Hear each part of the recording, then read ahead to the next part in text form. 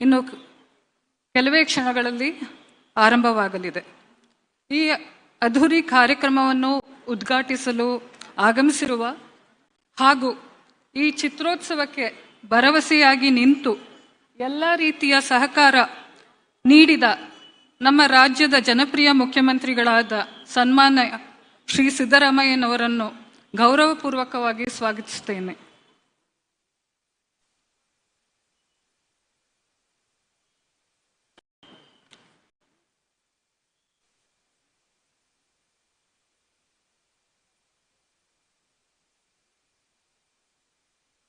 ಈ ಕಾರ್ಯಕ್ರಮಕ್ಕೆ ಕರ್ನಾಟಕ ವಿಧಾನ ಪರಿಷತ್ತಿನ ಸಭಾಪತಿಗಳಾದ ಮಾನ್ಯ ಶ್ರೀ ಬಸವರಾಜ್ ಶಿವಲಿಂಗಪ್ಪ ಹೊರಟ್ಟಿಯವರು ಆಗಮಿಸಿರುತ್ತಾರೆ. ಅವರಿಗೂ ಹಾರ್ದಿಕ ಸ್ವಾಗತವನ್ನು ಕೋರುತ್ತೇನೆ.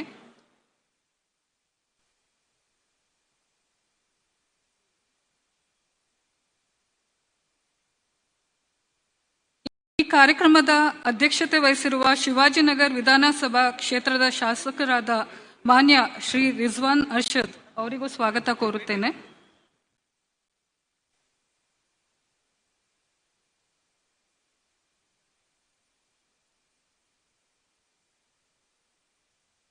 ಹದಿನೇಳನೇ ಬೆಂಗಳೂರು ಅಂತಾರಾಷ್ಟ್ರೀಯ ಚಲನಚಿತ್ರೋತ್ಸವದ ರಾಯಭಾರಿ ಮತ್ತು ಈ ಕಾರ್ಯಕ್ರಮದ ವಿಶೇಷ ಅತಿಥಿಯಾಗಿರುವ ಖ್ಯಾತ ಬಹುಭಾಷಾ ನಟ ಶ್ರೀ ಪ್ರಕಾಶ್ ರಾಜ್ ಇವರಿಗೆ ಹಾರ್ದಿಕ ಸ್ವಾಗತವನ್ನು ಕೋರುತ್ತೇನೆ.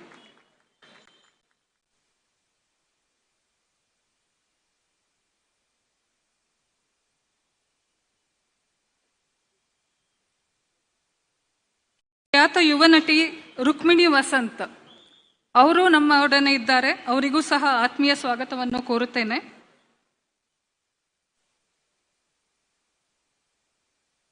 ಕರ್ನಾಟಕ ಚಲನಚಿತ್ರ ಅಕಾಡೆಮಿಯ ಅಧ್ಯಕ್ಷರು ಹಾಗೂ ಚಲನಚಿತ್ರೋತ್ಸವದ ನಿರ್ದೇಶಕರಾದ ಡಾಕ್ಟರ್ ಸಾಧು ಕೋಕಿಲ ಅವರಿಗೂ ಸ್ವಾಗತ ಕೋರುತ್ತೇನೆ. ಹಾಗೆ ಕರ್ನಾಟಕ ಚಲನಚಿತ್ರ ವಾಣಿಜ್ಯ ಮಂಡಳಿಯ ಅಧ್ಯಕ್ಷರಾದ ಶ್ರೀ ನರಸಿಂಹಲು ಅವರಿಗೂ ಸ್ವಾಗತವನ್ನು ಕೋರುತ್ತೇನೆ.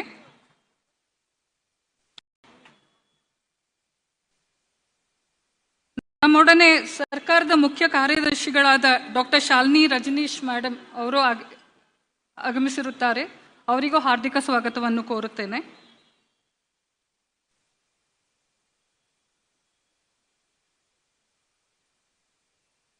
ಇಂದಿನ ಸಮಾರಂಭಕ್ಕೆ ಆಗಮಿಸಿರುವ ನವದೆಹಲಿಯ ಪೋಲಿಷ್ ಇನ್ಸ್ಟಿಟ್ಯೂಟ್ನ ನಿರ್ದೇಶಕರಾದ ಮಿಸ್ ಮಾಲ್ಗರುಜ್ದಾ ವೆಟ್ಸಿಸ್ Golebiak, I heartily welcome you ma'am. Poland ಕಾನ್ಸುಲೇಟ್ನ ಮುಖ್ಯಸ್ಥರಾದ ಶ್ರೀ ರಘು ರಾಜಪ್ಪ ಅವರಿಗೂ ಆತ್ಮೀಯವಾದ ಸ್ವಾಗತವನ್ನು ಕೋರುತ್ತೇನೆ.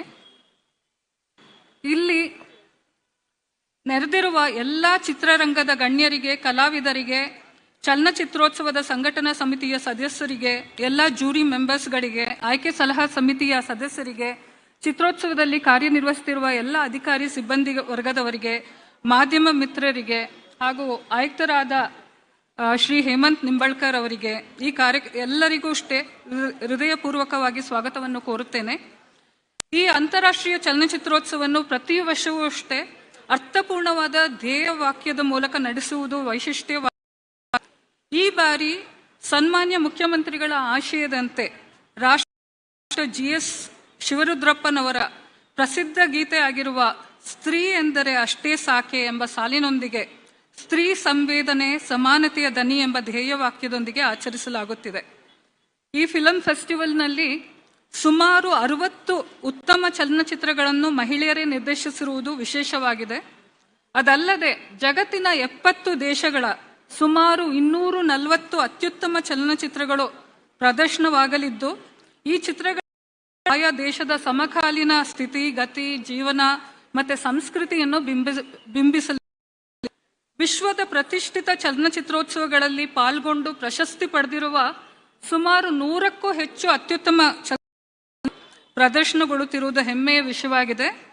ಚಿತ್ರ ಪ್ರದರ್ಶನವು ದಿನಾಂಕ 30 ಜನವರಿ ಅಂದರೆ ನಾಳೆಯಿಂದ ಪ್ರಾರಂಭವಾಗಿ ದಿನಾಂಕ 6 ಫೆಬ್ರವರಿಗೆ ಮುಕ್ತಾಯ ಆಗ್ತಾ ಇದೆ.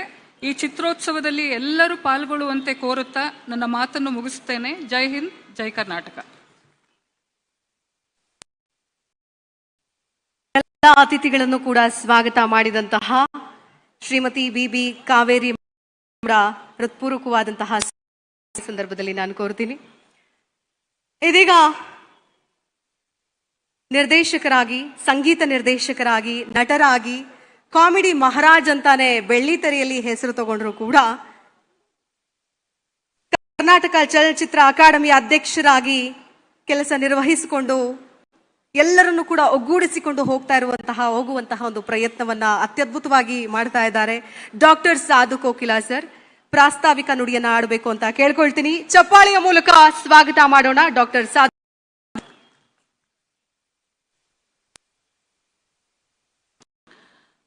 ಎಲ್ಲರ ಪರಿಚಯ ಆಗಿದೆ. ನಾನು ಚಿತ್ರೋತ್ಸವ ವಿಶೇಷವನ್ನ ಹೇಳಕ್ಕೆ ಇಷ್ಟಪಡ್ತೀನಿ. ಮೊದಲಿಗೆ ನಮ್ಮ ಪ್ರೀತಿಯ ಮುಖ್ಯಮಂತ್ರಿಗಳಾದ ಸನ್ಮಾನ್ಯ ಶ್ರೀ ಸಿದ್ದರಾಮಯ್ಯ ಸಾಹೇಬರಿಗೆ, ವೇದಿಕೆ ಮೇಲಿರುವ ಎಲ್ಲ ಗಣ್ಯಮಾನ್ಯರಿಗೆ, ಹಾಗೆ ವೇದಿಕೆ ಮುಂದಿರುವ ಚಿತ್ರರಂಗದ ಗಣ್ಯರಿಗೆ, ನನ್ನ ಸ್ನೇಹಿತರಿಗೆ, ಸಹಪಾಠಿಗಳಿಗೆ, ಇಲ್ಲಿ ಸೇರಿರುವ ಎಲ್ಲ ಚಿತ್ರರಂಗದ ಪ್ರೇಕ್ಷಕರಿಗೆ ಶುಭವನ್ನು ಕೋರುತ್ತಾ, ಈ ವರ್ಷದ ಬೆಂಗಳೂರು ಅಂತಾರಾಷ್ಟ್ರೀಯ ಚಲನಚಿತ್ರದಲ್ಲಿ ಸ್ಪೆಷಲ್ ಅಟ್ರಾಕ್ಷನ್ ಏನು ಅಂದರೆ, ಸರ್ಕಾರ ನಮಗೆ ಕೊಟ್ಟ ಟ್ಯಾಗ್ ಲೈನ್ ತುಂಬ ಇಂಪಾರ್ಟೆಂಟ್. ಡಾಕ್ಟರ್ ಶಿವರುದ್ರಪ್ಪನವ್ರು ಬರೆದಿರೋದು. ಅಶ್ವಥ್ ಅವ್ರನ್ನ ನಾವು ಮರೆಯೋಕ್ಕೆ ಸಾಧ್ಯ ಇಲ್ಲ. ಅವರ ಟ್ಯೂನು, ನಾನೇ ಕೀಬೋರ್ಡ್ ನುಡಿಸಿರುವಂಥ ಈ ಹಾಡಿನ ಟ್ಯಾಗ್ ಲೈನ್, ಆಕಾಶದ ನೀಲಿಯಲ್ಲಿ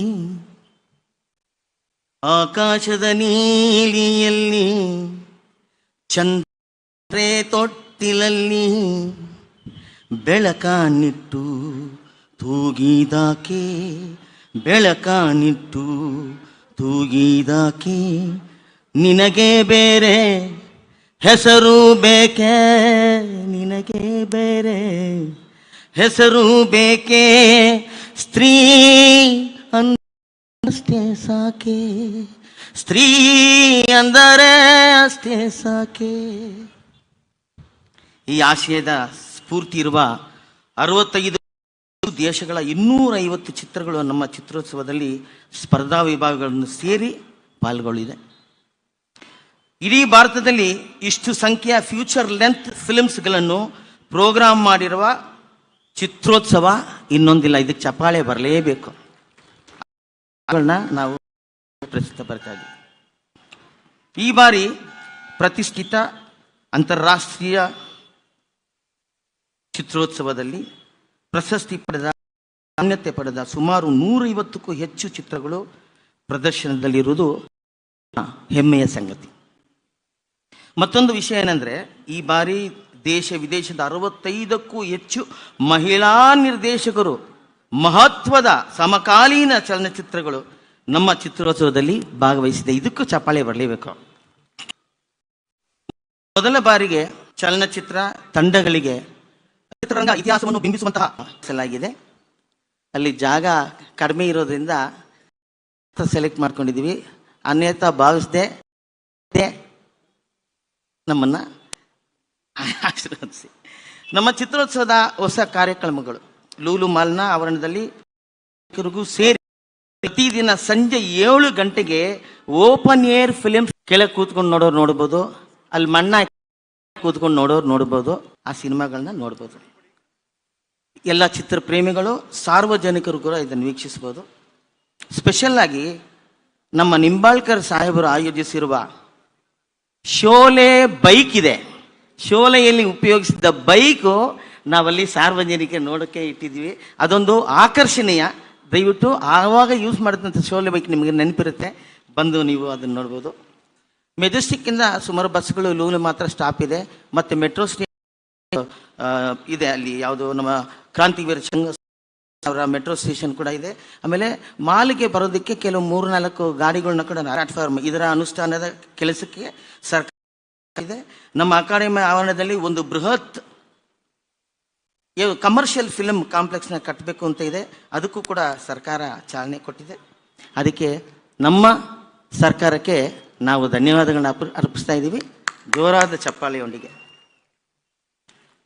ಅಕಾಡೆಮಿ ವತಿಯಿಂದ ಚಿತ್ರರಂಗದ ಈ ಮೆಡಿಕಲ್ ಏಡ್ನ ಕೊಡ್ತಾ ಇದ್ವಿ, ಅದು 75,000 ಇತ್ತು.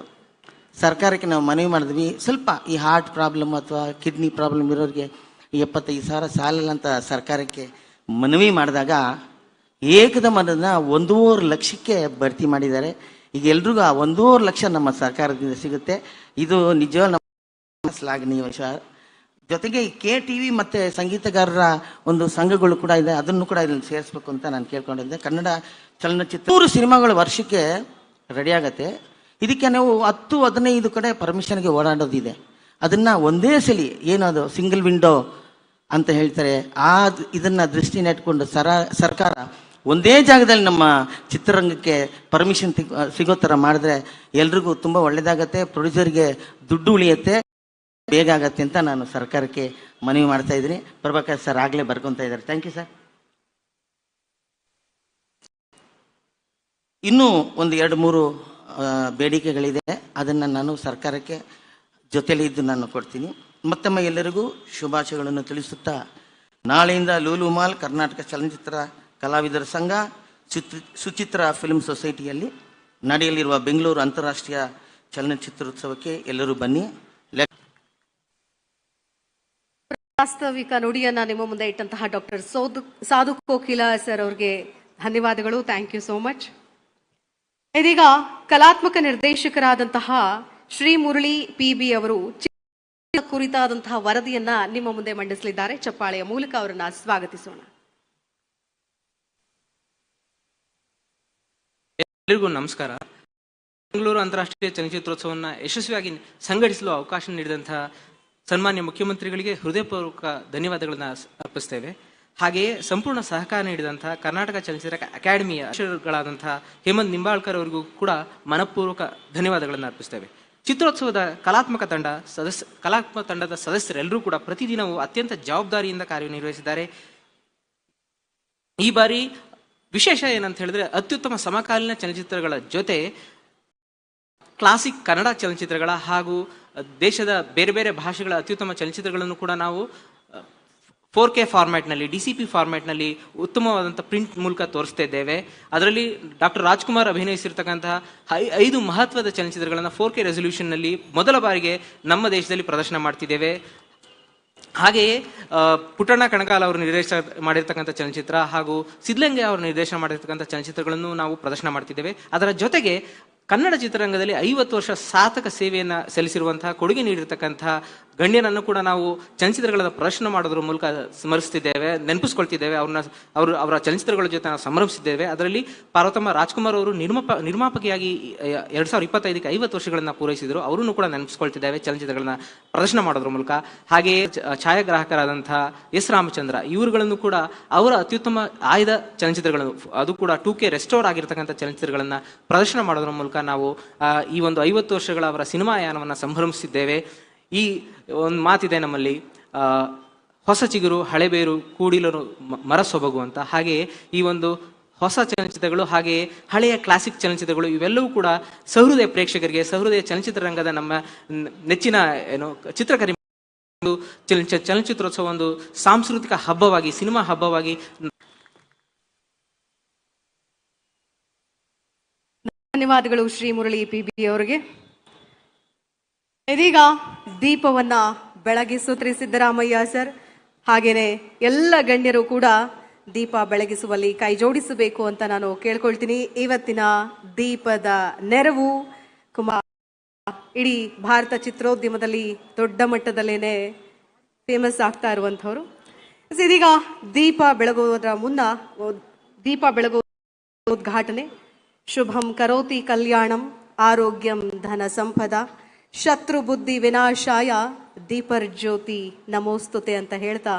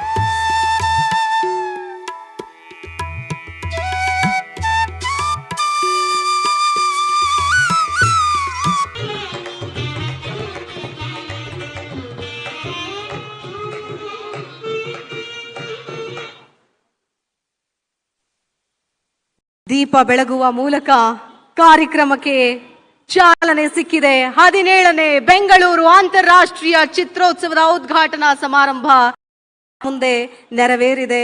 ಜೋರಾದ ಚಪ್ಪಾಳೆಯ ನಿರೀಕ್ಷೆ. ಇದೀಗ ಕೇಳ್ಕೊಳ್ತೀನಿ.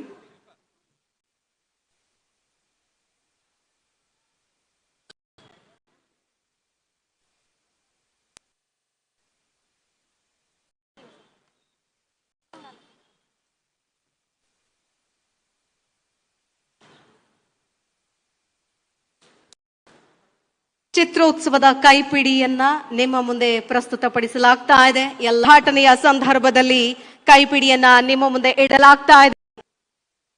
ಕೂಡ ಧನ್ಯವಾದಗಳು.